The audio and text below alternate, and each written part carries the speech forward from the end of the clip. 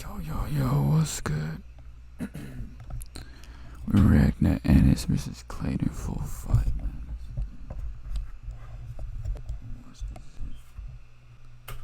It is time. I know a lot of these people in attendance, well, they came to see May 15, 2022.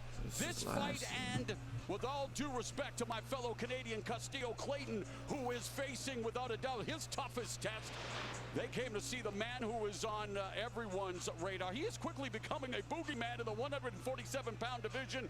Undefeated knockout artist, Jaron Boots Ennis, as we get set here. And Clayton, again, I mentioned the fact that here's a guy, he's undefeated too, 19-0-1. The one draw, a debatable draw.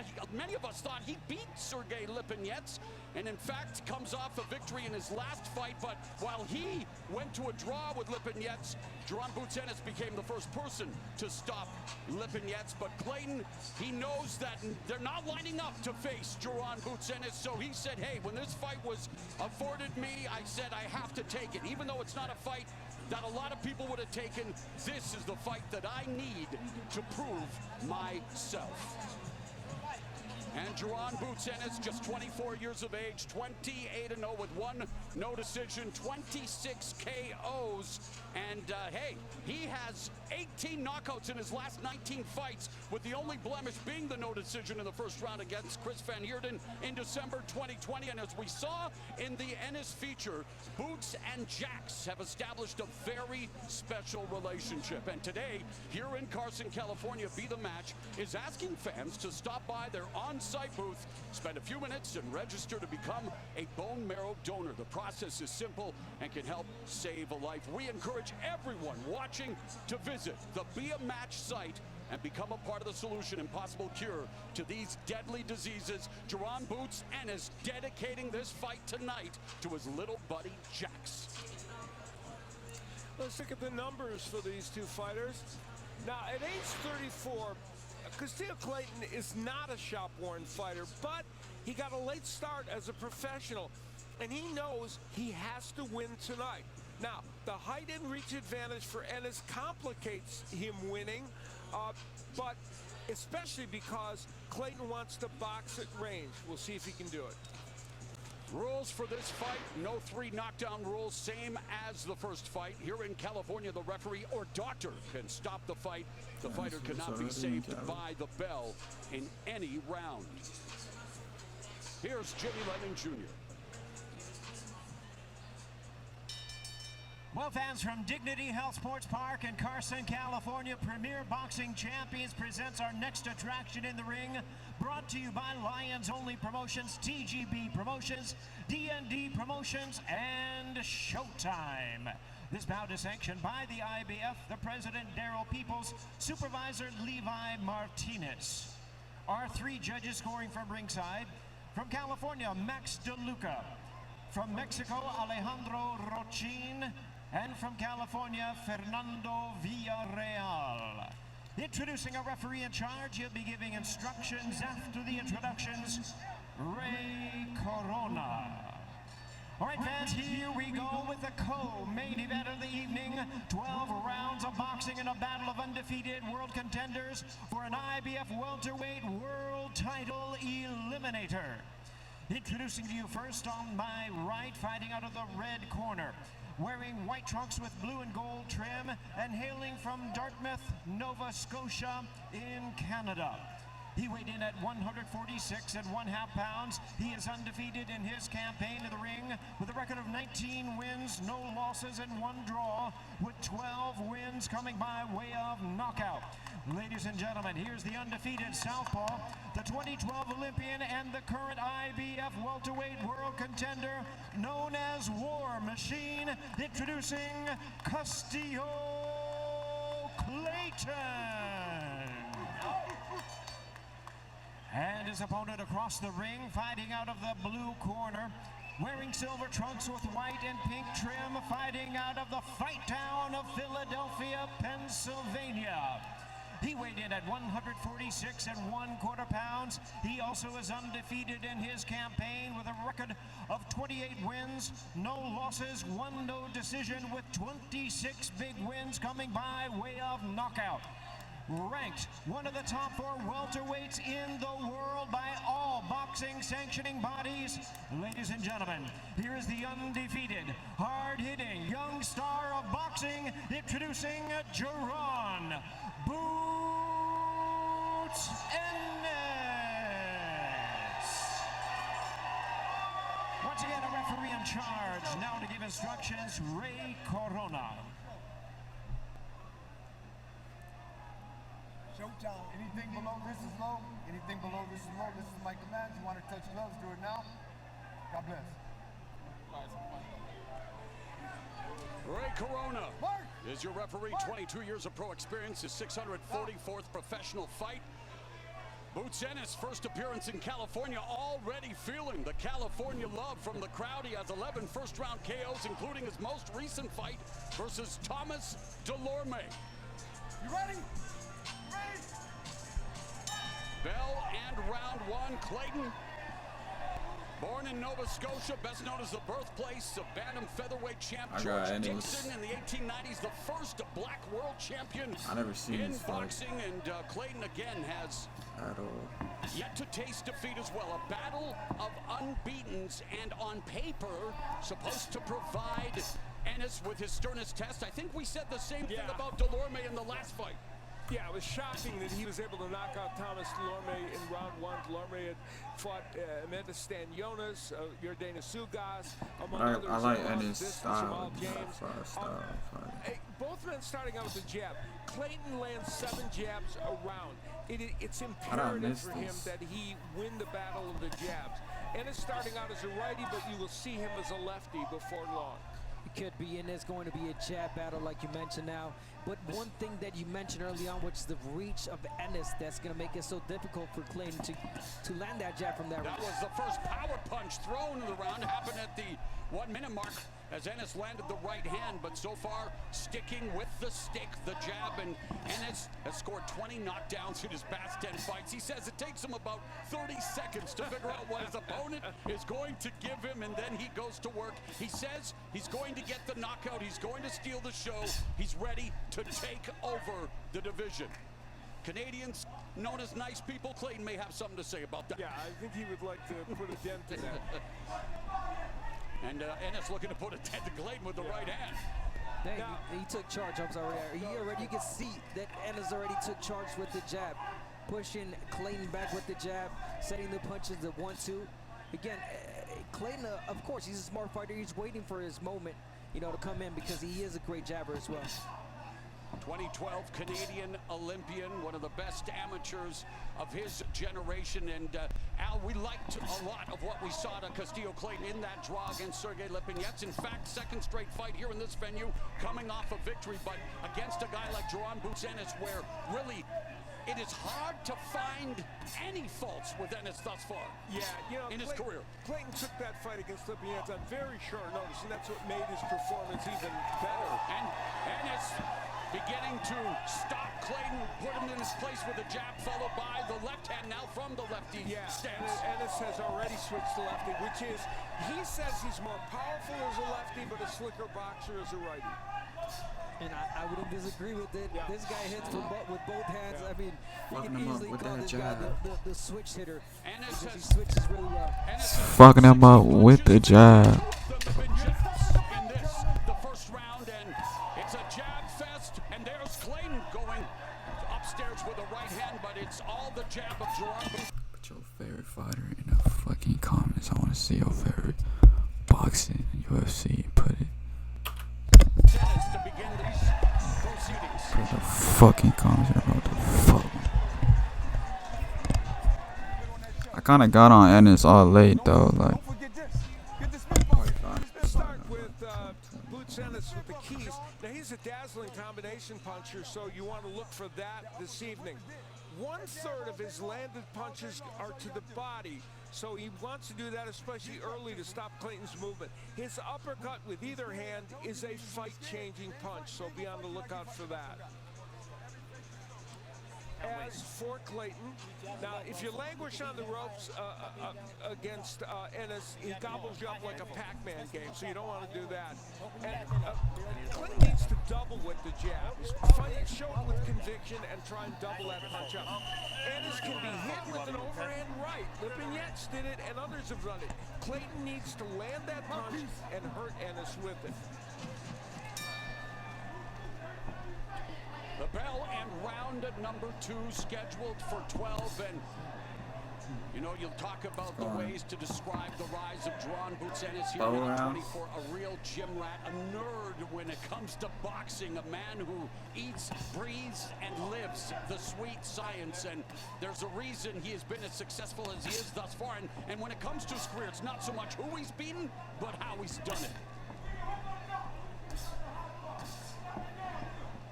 Yeah, and I don't think Ennis, I mean, you guys could correct me, but I don't think Ennis has lost a single round in his career. Farhood tried to do the research, and he couldn't come up with a clear conclusion, but I think that's probably a safe bet. Yeah, the idea that he probably hasn't. So, yeah, he's been dominant in all these fights. Now, I mentioned the overhand right. As a lefty, Ennis is a little more susceptible to that punch. We'll see if Clayton could do it. Clayton mostly throws kind of a straight right hand. There's a nice left to the body by Ennis, Jaron Boots Ennis.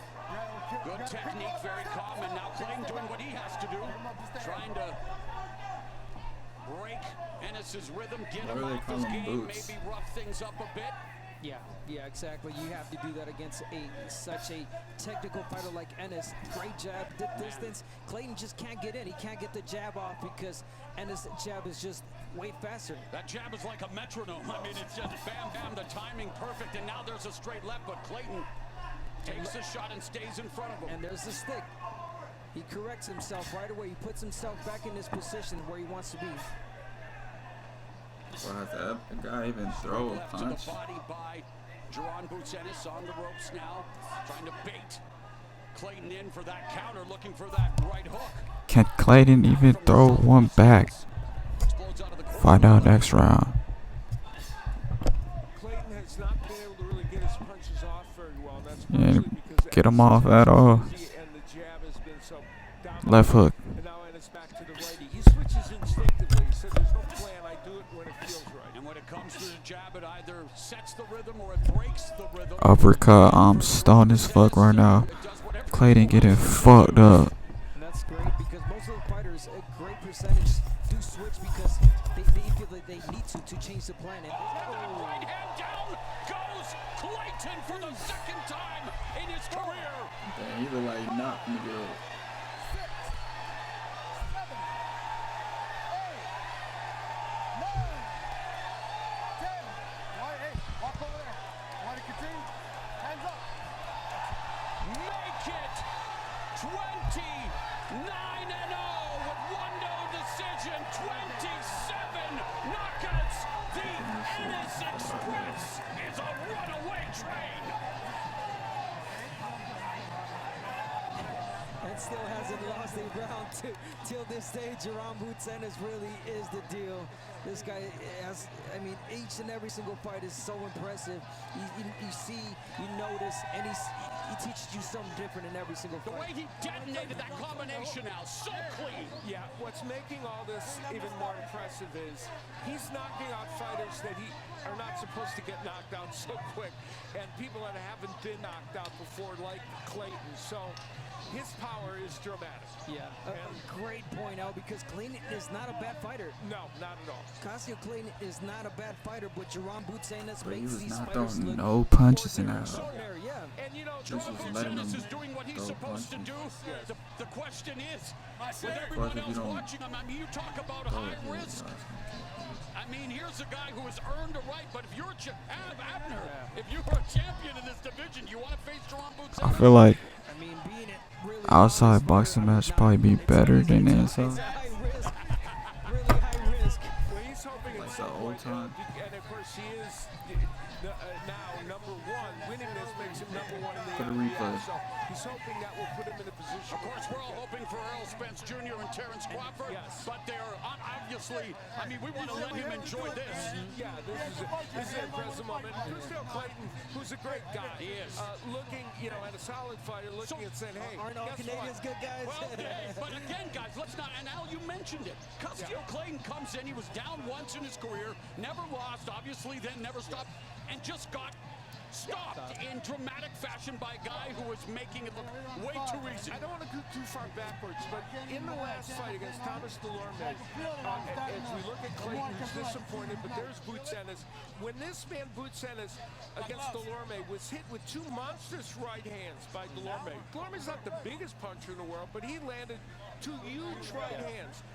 Ennis just walked through them and knocked him out. When we talked to him at the fighter meeting, Ennis said to us, I said, were you hurt at all by those punches? He said, no, I was just annoyed I got hit with them. So, if you can't hurt Boots Ennis, you got a problem. 21 knockdowns in his past 11 fights. Here Got him with comes the the hook, too. 21st. Yeah, and there, just a jab and a straight right hand that curled around, kind of on the temple, I think, which also added to the problem because it might have affected the equilibrium of Clayton. And that's not even the best punch that. But look how he took it. Look at the Ennis legs. can even land, and for Unbelievable. Clayton, impossible He's for him trying to to get do it. up. And he tried. He did his best. He did Referee gave him ultimately a get chance. there. And that when you look at the right hand that landed, it's not even the best punch that Ennis can throw. And we'll take a look at another angle, and you'll see the jab setting things up, and then here's the right hand. Yeah, it curled around and got him, as I said, around the ear and the temple area, and that is what created the knockdown. And as I said, not the best right hand that Ennis can land, but it was good enough, and it was powerful, and it, for the very first time, Castile Clayton is stopped. Hey, if it results in his 27 knockouts, Good-ass that's the setup. best right hand you can lever. You're right, Al. What a performance, and what is in store for Jaron Boots Ennis, and much to the chagrin of the Clayton family. One more look here. Again, boom, right behind the ear. And down goes Castile Clayton. And we pointed out, as a righty, maybe a little less powerful than a lefty, but he earned the right to celebrate, and he does celebrate to these fans here in this great venue. Jaw-breaking Second power, round is crazy. jaw-dropping moments. 24 years of age, Jaron Boots Ennis put in the welterweight division on notice. Let's make it official with Jimmy Lennon Jr. Ladies and gentlemen, we have the time of 2 minutes 49 seconds in round number 2. He is the winner by way of knockout and still undefeated, Jaron Boots Ennis. Has yet to go past 6. Just dispatched Castile Clayton in less than 2. Jaron Boots Ennis is ready to speak with Jim Gray. All right, Morrow, thank you very much. Boots, congratulations. Second round knockout there. They just put them in front of you, and you just keep knocking these guys out. What's going on here? I'm just trying to perfect my craft, get better and better each and every time, and that's what I be doing, just working on things and doing what I need to do, and that's getting that knockout. When it's not a long fight like this evening, do you feel like you want more work, or obviously you're happy to get rid of your opponent, but what's the feeling like when it's quick? I keep telling y'all every single time, y'all know my slogan, we in and out like a ride, we don't get paid for overtime.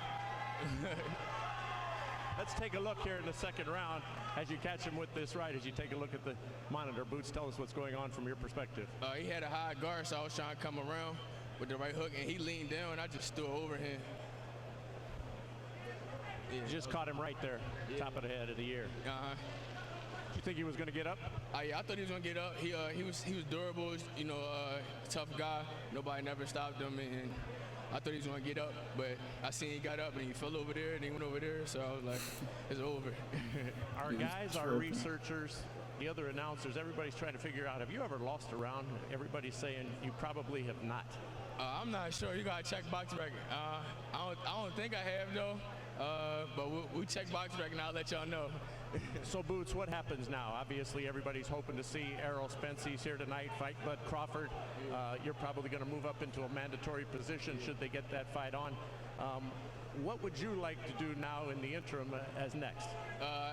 Anybody right now can get it right now, but I'm the IBF #1, contender, and I think Mr. Big Fish in here is so it's time to go fishing. Well, there's Errol right there. We saw before the fight, the bone marrow and Jackson Ramirez and how important that is to you and to find a match, and there's an opportunity here tonight for all of these fans and those watching to try and help Jackson. Yeah, it's a little kid, he's 7 years old, he need help with a bone marrow, help him, live and stuff like that. So I'm just giving him courage so he can, be motivated enough to, like, let somebody know he's here, somebody here with him, and I'm here to help him. Boots, congratulations on a great fight tonight. We'll look forward to seeing you in the future, and I'm sure they'll be excited back in Philadelphia. Thank you, appreciate it. Thank you for having me.